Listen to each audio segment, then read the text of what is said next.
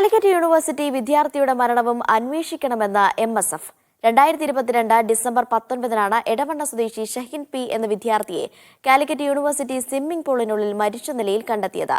Judicial അന്വേഷണം ആവശ്യപ്പെട്ട MSF ഗവർണർക്ക് കത്ത് നൽകി. 2022 ഡിസംബർ 18-ന് ലോകകപ്പ് ഫൈനൽ മത്സരം നടക്കുന്നതിനിടെയാണ് എടവണ്ണ സ്വദേശിയും കാലിക്കറ്റ് യൂണിവേഴ്സിറ്റി ക്യാമ്പസിലെ ഇന്റഗ്രേറ്റഡ് MA വിദ്യാർത്ഥിയുമായ ഷഹീൻ SFI പ്രവർത്തകരോടൊപ്പം സ്വിമ്മിംഗ് പൂളിൽ കുളിക്കാൻ പോയത്. ഡിസംബർ 19-നാണ് ഷഹീനെ സ്വിമ്മിംഗ് പൂളിനുള്ളിൽ മരിച്ച നിലയിൽ കണ്ടെത്തിയത്.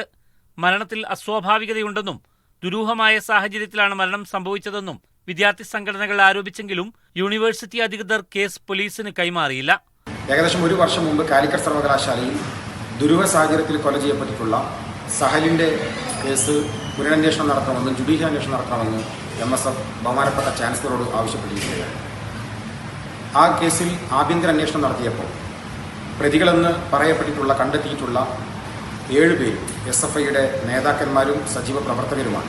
സംഭവത്തിൽ കുറ്റക്കാരനെന്ന് കണ്ട് 7 പേരെ യൂണിവേഴ്സിറ്റി സസ്പെൻഡ് ചെയ്തെങ്കിലും പിന്നീട് പിൻവലിക്കുകയായിരുന്നു.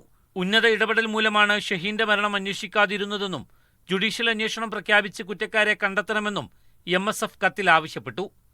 മീഡിയ 1 കോഴിക്കോട്.